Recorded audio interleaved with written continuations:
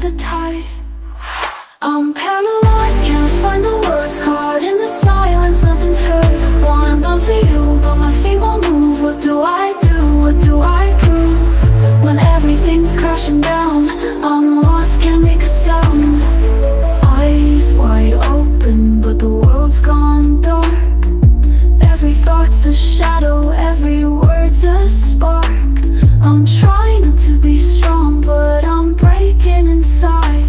Can't fix what's broken, can't turn back the tide.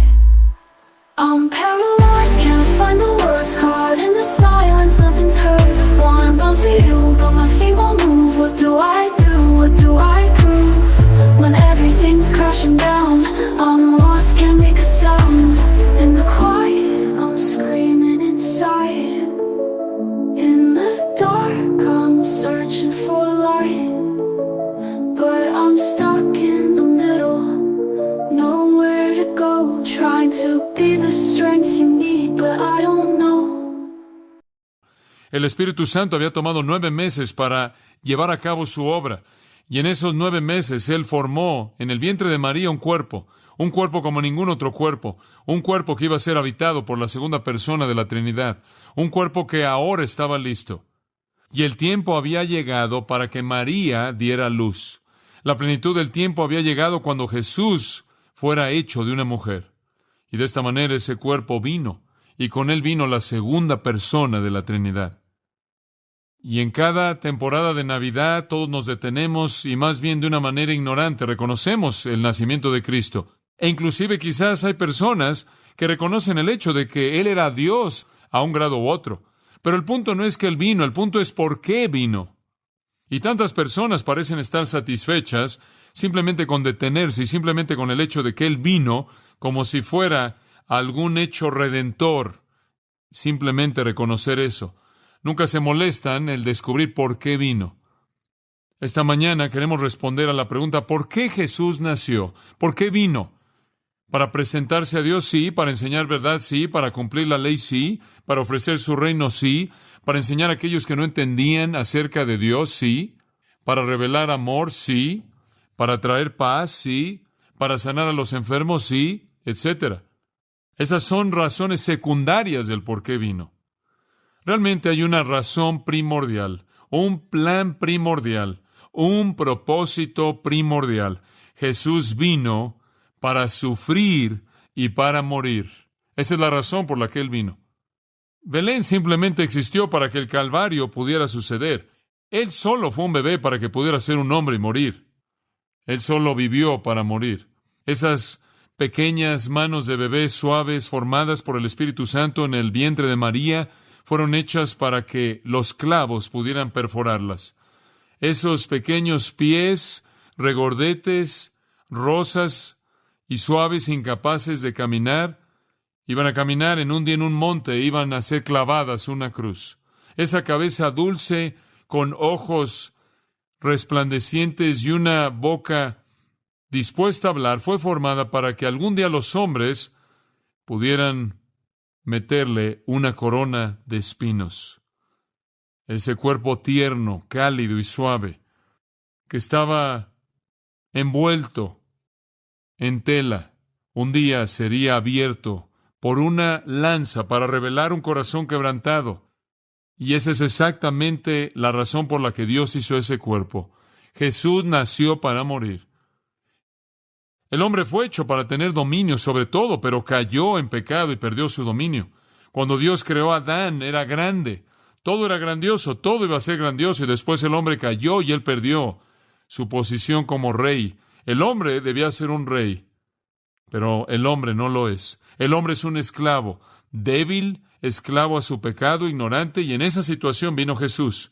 Y Jesús llegó a esa situación. Él se despidió del Padre. Los ángeles que esperaban con gran expectativa finalmente irrumpieron en alabanza y adoración. Inclusive los pastores en los campos los oyeron. Y debido a que Él vino a sufrir y Él vino a morir.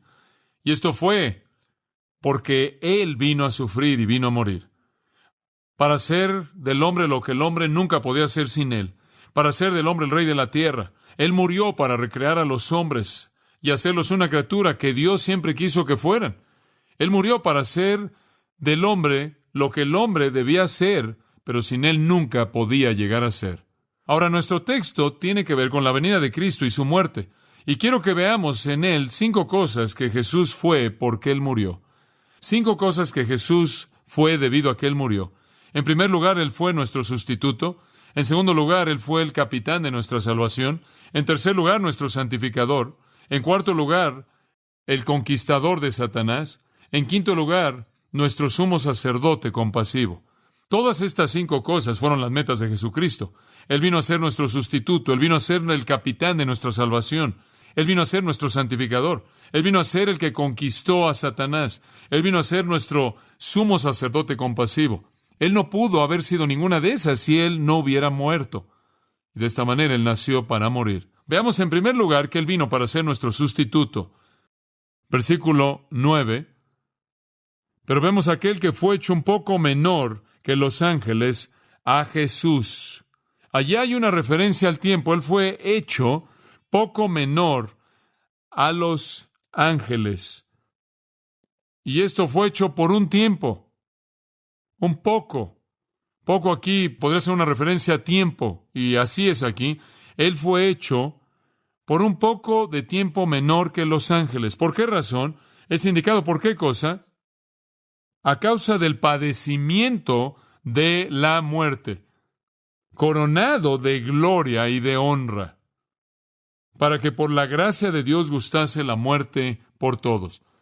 Ahora, ahí está la primera y más grande razón por la que Jesús vino. Él vino a morir. Él vino a morir por todo hombre. En otras palabras, Él vino como sustituto.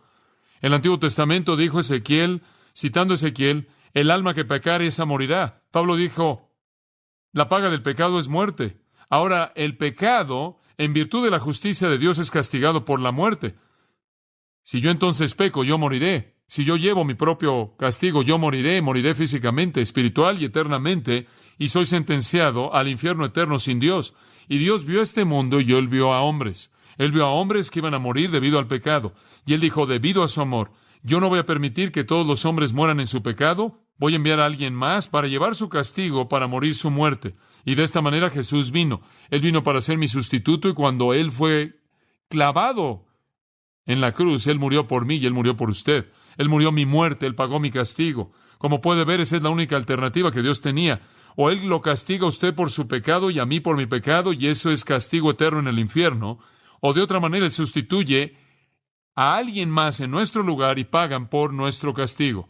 Y eso es exactamente lo que Jesús vino a hacer para ser nuestro sustituto. La segunda persona exaltada de la Trinidad, el Hijo de Dios divino, Dios en carne se humilló a sí mismo, vino a la tierra para morir mi muerte, para proveer para mí un escape del infierno eterno. Aquel que no pecó se volvió pecado. El vivo murió, el perfecto se volvió el castigado. Y no porque él lo merecía, sino porque yo lo merecía y él fue mi sustituto.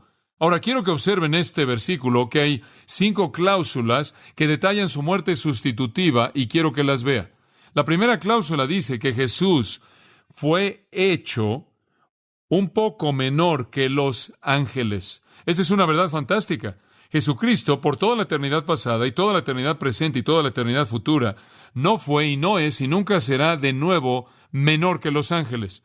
Él es, por su esencia misma, como Dios, más alto que los ángeles. En el versículo 5 del capítulo 1 de Hebreos, en el versículo 4 del capítulo 1 de Hebreos, dice, hecho tanto superior a los ángeles cuanto heredó más excelente nombre que ellos. Cristo, por naturaleza, era mejor que los ángeles, y esto es probado por la actitud de Dios hacia Cristo en el versículo 5. Porque ¿a cuál de los ángeles dijo Dios jamás, mi hijo eres tú, yo te he engendrado hoy? Y de nuevo, y otra vez, yo seré a él padre, y él me será a mí hijo. Dios nunca le dijo eso a ninguno de los ángeles. Dios le dijo eso a su Hijo Jesucristo, quien era mejor que los ángeles. En el versículo 6, y de nuevo, y otra vez cuando introduce al primogénito en el mundo, dice, adórenle todos los ángeles de Dios. Él es mejor que los ángeles. Él dice en el versículo 7 que los ángeles son ministros. Pero versículo 8, mas del Hijo dice, tu trono, Dios, por el siglo del siglo. Cetro de equidad es el cetro de tu reino. Y en el versículo 13, Pues ¿a cuál de los ángeles dijo Dios jamás siéntate a mi diestra hasta que ponga a tus enemigos por estrado de tus pies? A ningún ángel. Dios nunca le dijo eso a ningún ángel. Jesucristo es mejor que los ángeles por su naturaleza misma. Él es Dios. Pero por un poco de tiempo, versículo 9, capítulo 2, Él se volvió menor que los ángeles. Creador de ángeles, la cabeza de los ángeles, el Señor de los ejércitos. Aquel quien antes de su encarnación había sido adorado por ángeles, por un poco de tiempo se volvió un poco menor que los ángeles, por nuestra causa. Hombres pecadores, rebeldes, viles, impíos, que no querían a Dios y no conocían a Dios. Y por nuestra causa Cristo se volvió un poco menor que los ángeles. Como puede ver, el hombre no podía ganar el dominio que él perdió por sí mismo, y Jesús tuvo que venir al nivel del hombre, al nivel pecaminoso, para recoger al hombre, levantarlo y llevarlo a su nivel. Y entonces Jesús, por un poco de tiempo, fue hecho un poco menor que los ángeles. La segunda declaración que quiero que vean en este versículo nos dice algo más acerca de su sustitución. Dice, a causa del padecimiento de la muerte. Ahora, la palabra a causa es día y es usada en muchos diferentes casos y en muchas maneras diferentes en el griego. Aquí puede significar a través de o por. Y yo la tomo como significando que, y se leería de esta manera. Este es el significado primordial. Jesús fue hecho un poco menor que los ángeles a través del sufrimiento de la muerte, o por el sufrimiento de la muerte. En otras palabras, la prueba más grande de que Cristo era un poco menor que los ángeles fue que Él murió. Ahora, es verdad que Él fue hecho un poco menor que los ángeles para morir. También es verdad que Él fue hecho un poco menor que los ángeles, y eso es mostrado porque Él murió. Di aquí lleva el peso de debido a, o por qué. Ahora, ¿qué quieres decir con eso? Simplemente esto. Jesús hizo algo que ningún ángel jamás podrá ser capaz de hacer. Jesús vino a esta tierra para hacer algo que los ángeles no pueden hacer. Jesús vino a morir, los ángeles no pueden morir. Eso está reservado para los mortales. Y cuando Jesús murió, Él probó, sin lugar a dudas, que Él, de hecho, por un poco de tiempo, fue hecho un poco menor que los ángeles. La profundidad de su humillación se extendió a la muerte, algo que los ángeles nunca podrían llegar a ser. Ahora observe, si es tan amable, que Él dice el sufrimiento o el padecimiento de la muerte. Cuando Jesús murió, no fue simplemente algo gentil, fácil, dejar este mundo. Fue una agonía intensa y tortura en una cruz. Él sufrió en su muerte. Y sabe usted, ninguna criatura fue capaz de esto. Solo Jesucristo podía ser nuestro sustituto. Tenía que ser alguien que fue totalmente hombre para pagar el castigo del hombre y totalmente Dios para tener victoria sobre la muerte. Él tenía que ser la combinación perfecta de Dios total y de hombre total. Cristo llevó la responsabilidad de una obra que estaba muy por encima del poder de los ángeles. Él tomó la responsabilidad de hacer una obra que ningún ángel jamás podría hacer, mucho más allá de su capacidad. Y sin embargo, para hacerlo, tuvo que volverse un poco menor que los ángeles. Y más alto que los ángeles es Dios, y más bajo que los ángeles es el hombre. Y el que es más alto que los ángeles es Dios, y los que son menores que los ángeles son los hombres. Y Cristo fue al mismo tiempo más elevado que los ángeles en su poder y un poco menor que los ángeles en su humillación. La combinación perfecta. Después nos dice el propósito de su humillación y su sustitución al final del versículo 9. Para que, por la gracia de Dios, gustase la muerte por pantos por todos. Jesús vino para morir por usted, y Él gustó la muerte. Él bebió la copa amarga en el Calvario. Él la bebió hasta la última gota. La muerte que Él gustó fue muerte total. Todo ángulo posible está involucrado. La muerte que Él gustó fue la maldición, la cual el pecado trae, porque Él llevó su pecado. La muerte que Él gustó fue la paga, el castigo por la ley quebrantada. La muerte que Él gustó fue la manifestación plena del poder del diablo en contra de Él. La muerte que Él gustó fue la expresión plena de la ira de Dios que vino en contra de Él porque Él llevó el pecado. Escuche, en todo aspecto posible Jesucristo murió y gustó toda parte de la misma por nosotros. Y Él fue culpable de nada.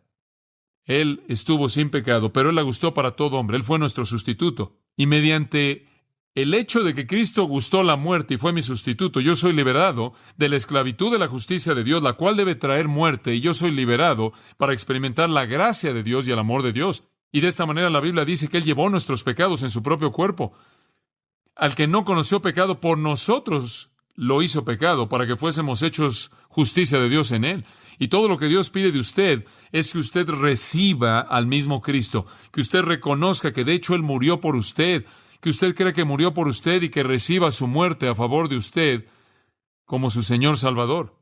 Después usted ve esto también, una frase que indica la causa de su sustitución, y esto es tremendo. Ahí cerca del final del versículo 9, dice que Él hizo todo esto por la gracia de Dios. ¿Sabe por qué vino Jesús? No porque usted y yo le pedimos que viniera o porque lo merecíamos, sino porque Dios en su gracia lo diseñó, ¿no es cierto? La salvación viene de Dios, la gracia absolutamente inmerecida, amorosa de Dios, no nos la ganamos, no hacemos algo para que Dios diga, bueno, ustedes son tan buenos que merecen a mi hijo. No, de manera única y singular, en base a su bondad soberana, es que Cristo vino al mundo. ¿Por qué? ¿Se da cuenta usted de que nadie en el universo podría haber traído a Cristo y haberle quitado su vida si no hubiera sido el diseño soberano de Dios? Y Juan 10:18, Jesús dijo, ninguno quita mi vida, nadie me quita la vida. ¿Yo qué? Yo la pongo de mí mismo. Romanos 5:8, Pablo dice, mas Dios muestra su amor para con nosotros, ¿cómo? En que aún siendo pecadores, ¿qué pasó? Cristo murió por nosotros. Ese es el amor de Dios. Usted no lo mereció.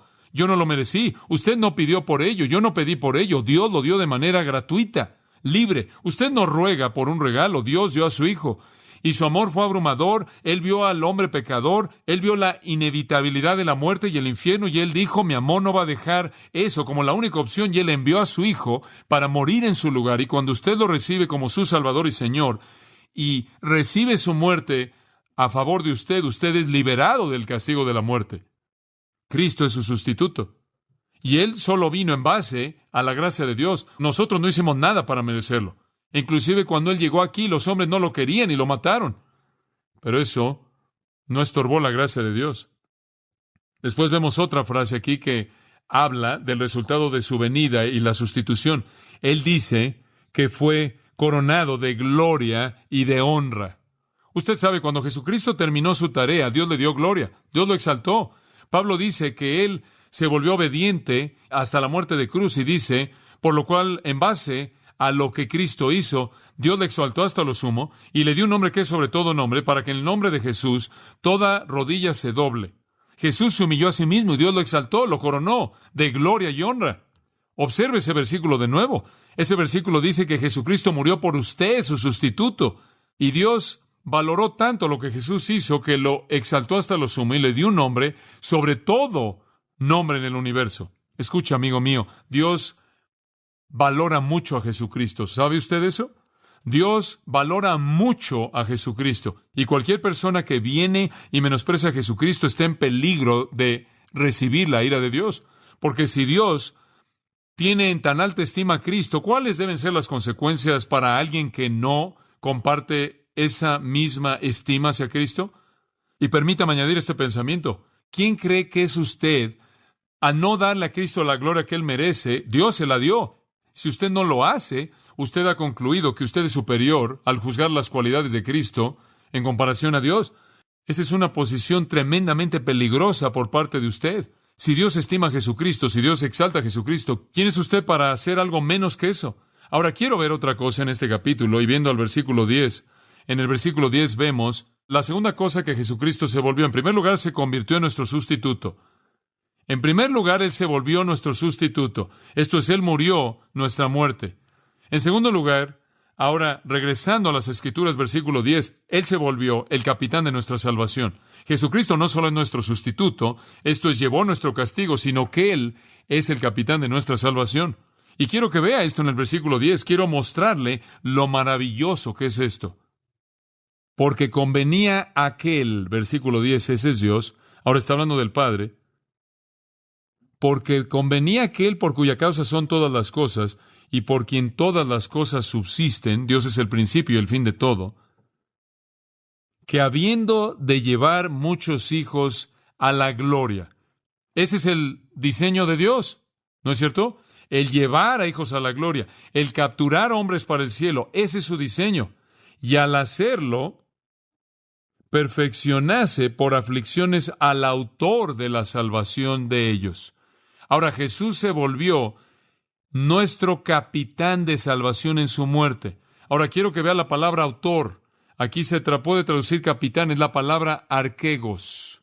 La palabra arquegos significa pionero, significa líder, significa autor, significa el que abre la brecha. Arquegos se traduce de manera incidental en Hebreos 12:1. Puestos los ojos en Jesús, el autor, usted sabe, de nuestra fe, ese es arquegos. Significa cualquier persona que comienza algo y otros Why are you moving along? Moving along without me. Without me. Without me.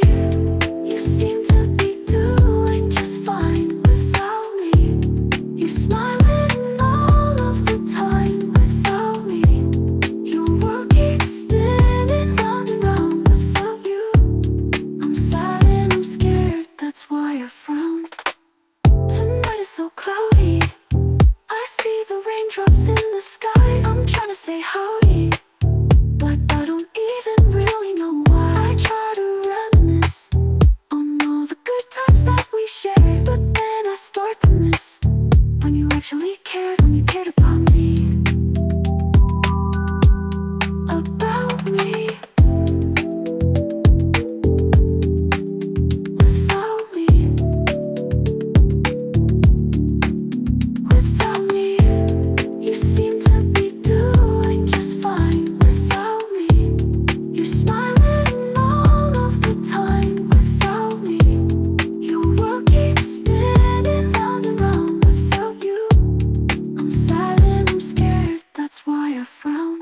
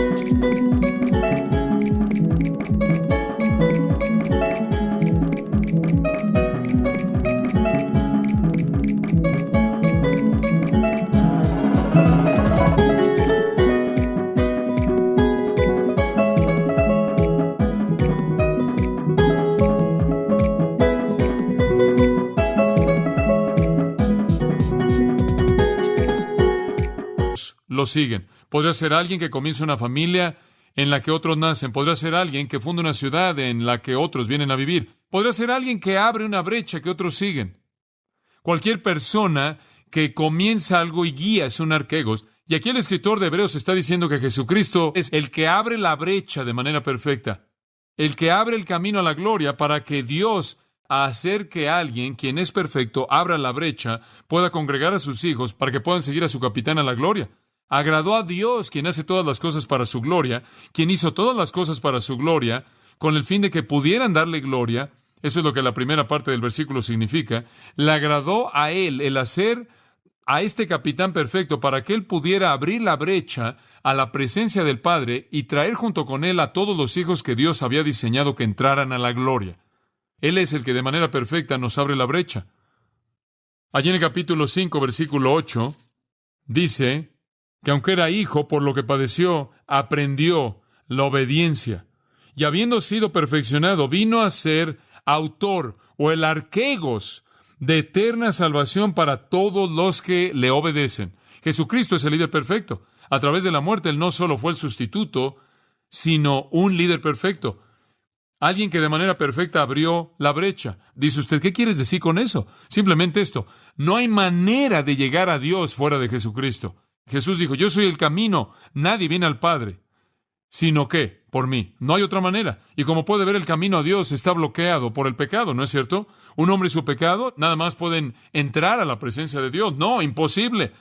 No podemos entrar a la gloria de Dios. No podemos llegar al cielo en base a nuestro propio mérito. Alguien tiene que abrir la brecha. Y la única manera en la que jamás se puede abrir la presencia de Dios para nosotros es deshacernos del pecado, ¿verdad?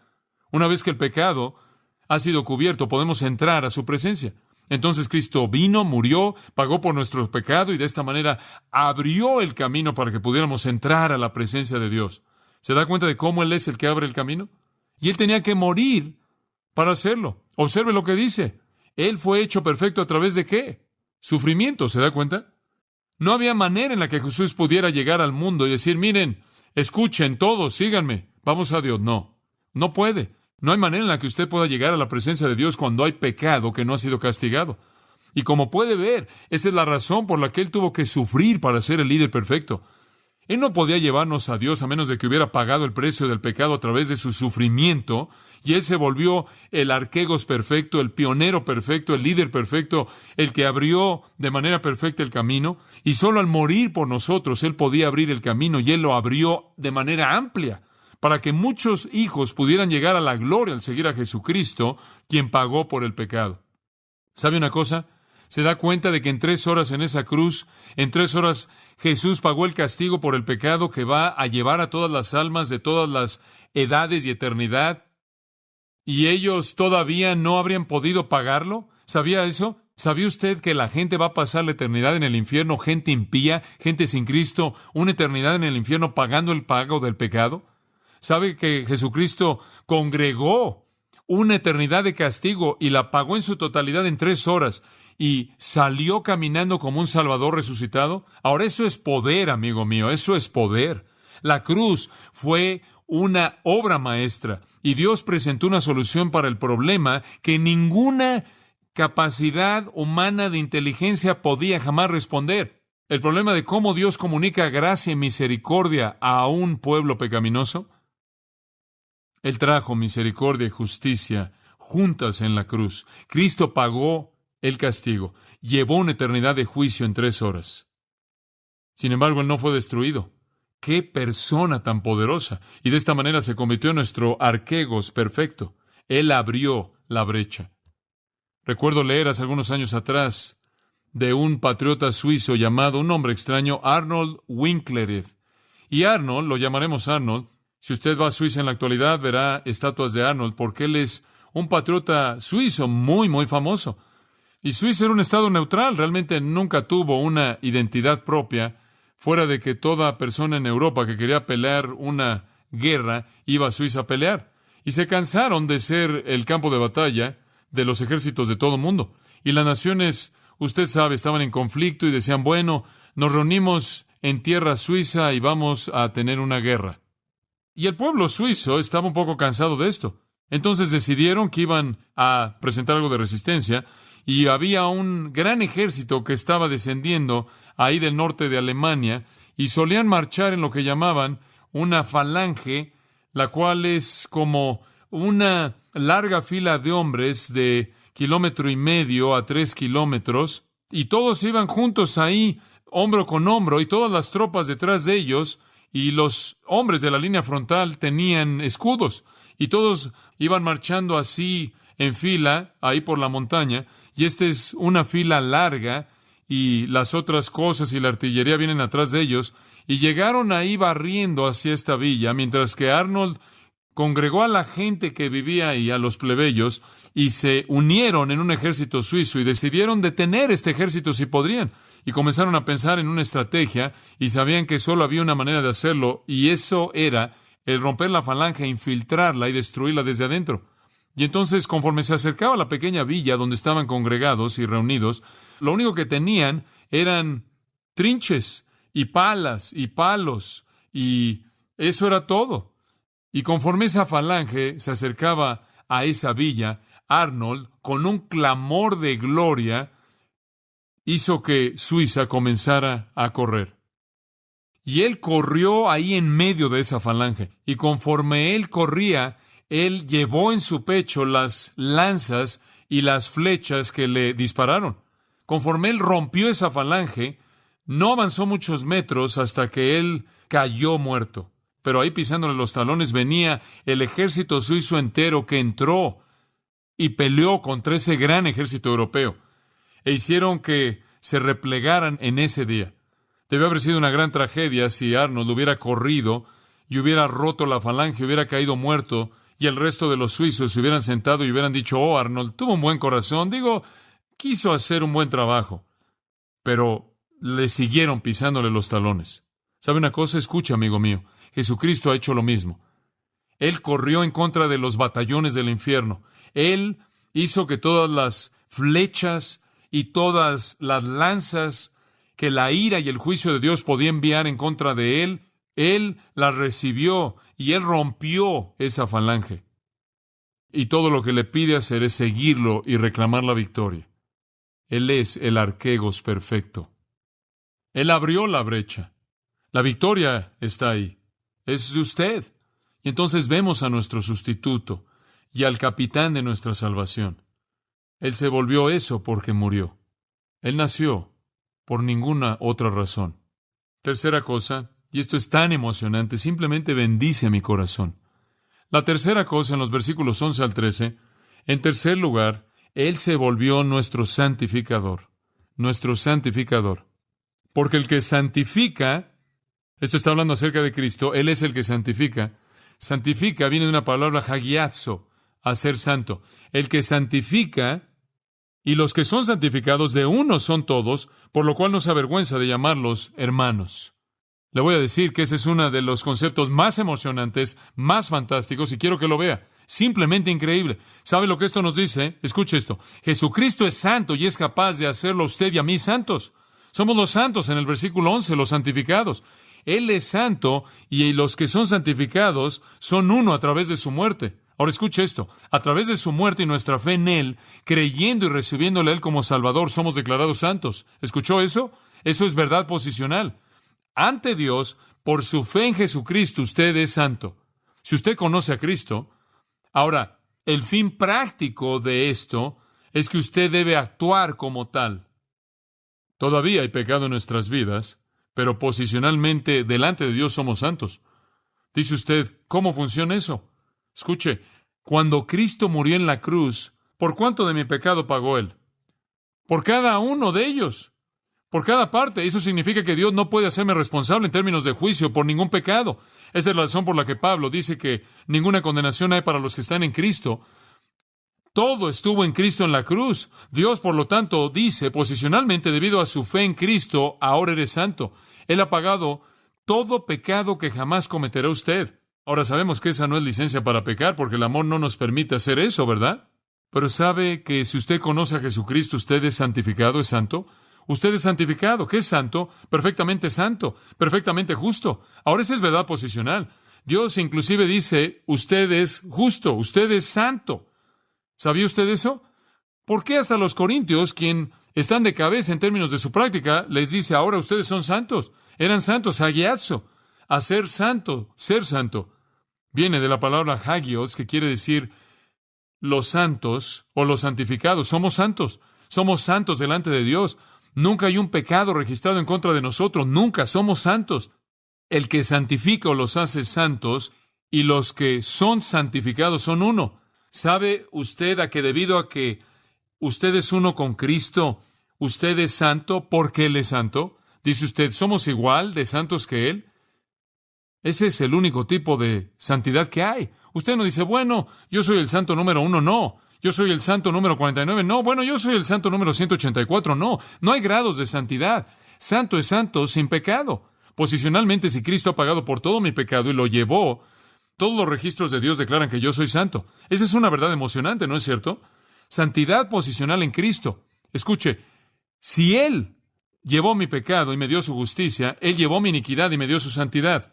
¡Oh, qué verdad tan fantástica! Observe Hebreos 10:10. Le voy a mostrar esta verdad. Escuche esto. Esta es una verdad emocionante. Hebreos 10:10. Cristo vino, tomó un cuerpo, murió una muerte sacrificial para hacer la voluntad de Dios, ¿verdad?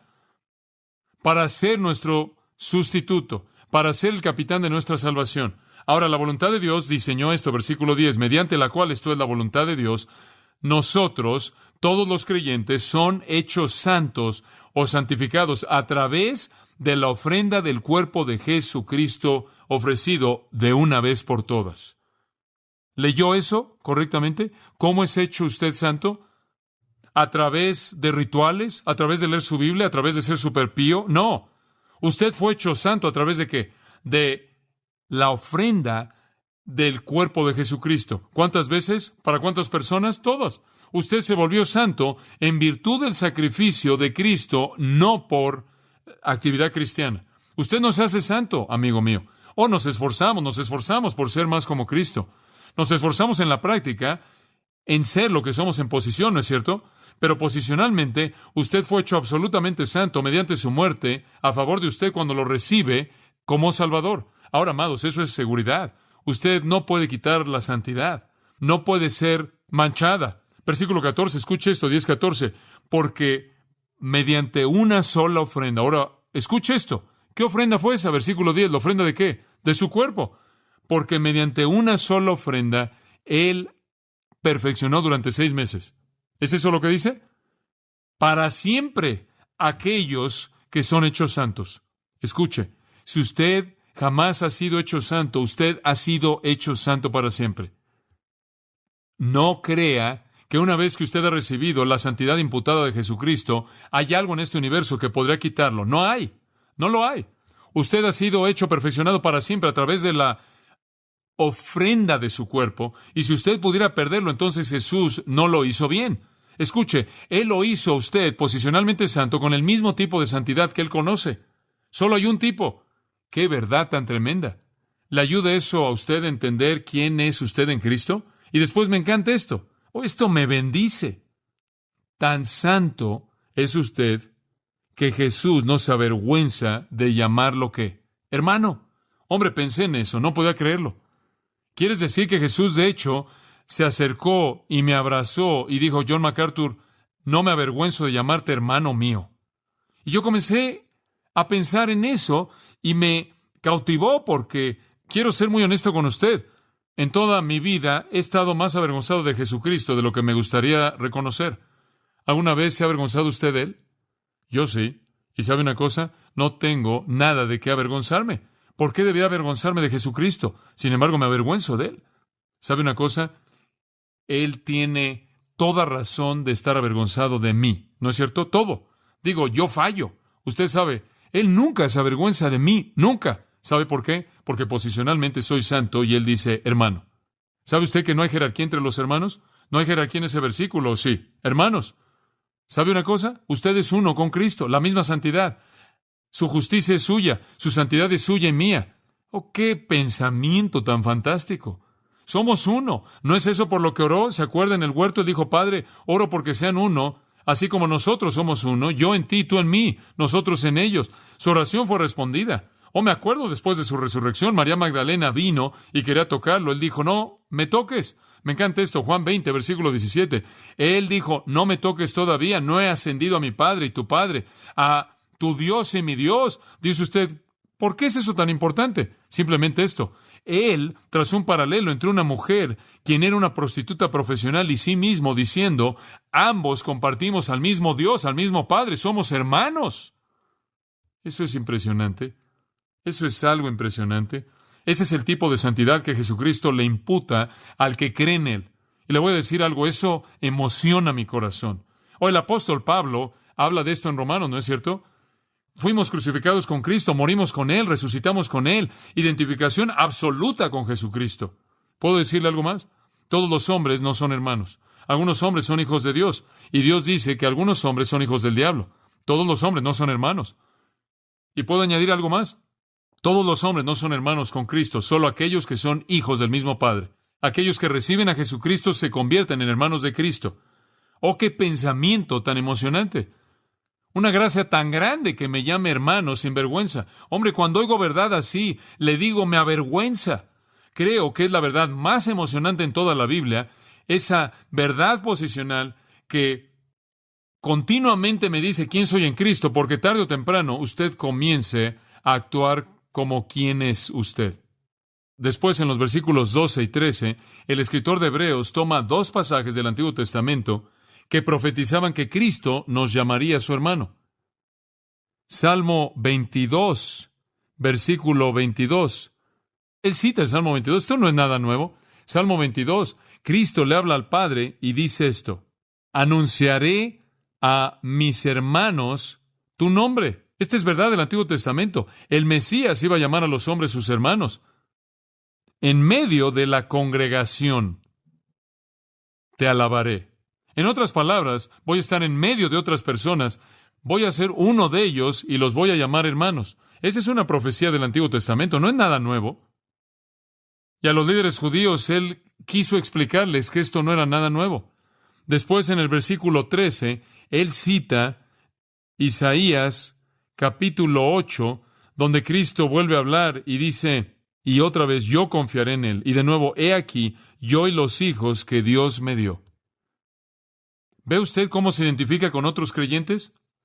¿Se da cuenta? Juntos vamos a confiar en Dios, dice él.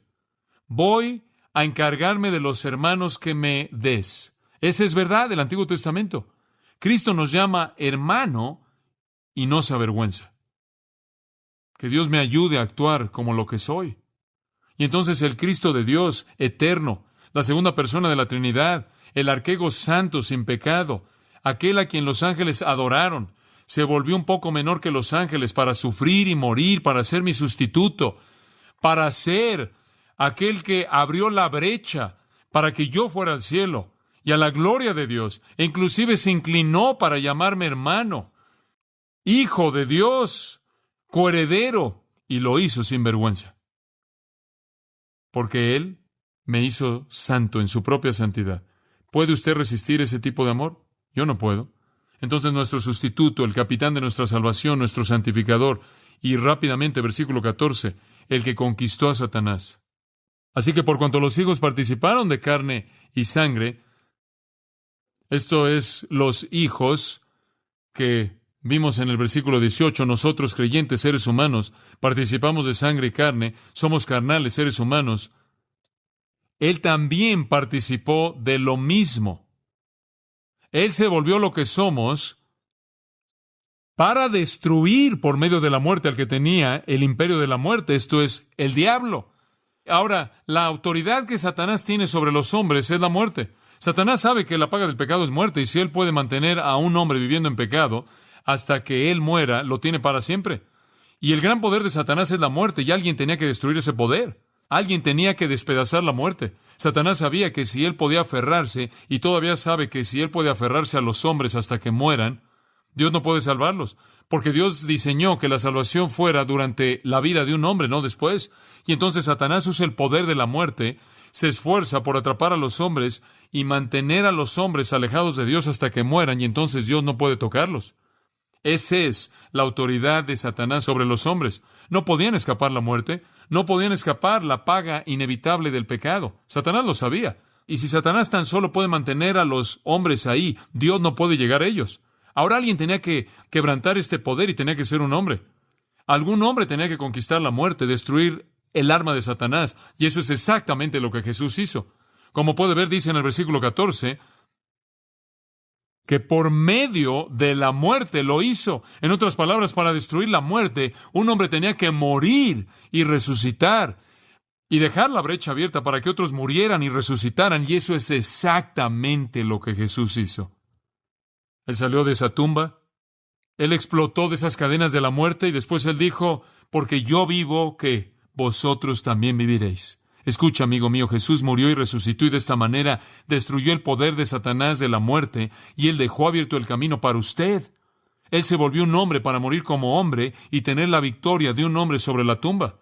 Pero Él tenía que ser Dios al mismo tiempo para tener esa victoria. Él despedazó el poder de la muerte. Y entonces decimos, ¿dónde está, oh muerte, tu aguijón? ¿Dónde está, oh sepulcro, tu victoria? No hay victoria en la muerte. La muerte simplemente es pasar de este mundo a la presencia de Dios para aquellos que lo aman. La muerte ni siquiera la experimentamos, porque Cristo la destruyó. Él vino a morir para destruir la muerte para que usted pudiera vivir. En último lugar, Él fue nuestro sustituto, el capitán de nuestra salvación, nuestro santificador, el que conquistó a Satanás, y nuestro sumo sacerdote compasivo. Versículo 16. Porque ciertamente no socorrió a los ángeles, sino que socorrió a la descendencia de Abraham. Él no se volvió un ángel para morir por los ángeles. No hay salvación para los ángeles. Él se volvió un judío, la simiente de Abraham, un ser humano, para que Él pudiera identificarse con otros hombres y morir por ellos. Él no vino a redimir ángeles, Él vino a redimir hombres. Versículo 17. Por lo cual, ahora marque esta frase, subraye esta frase, debía ser en todo semejante a sus hermanos. Él fue igual que nosotros en todo, en todo. ¿Para qué? Para venir a ser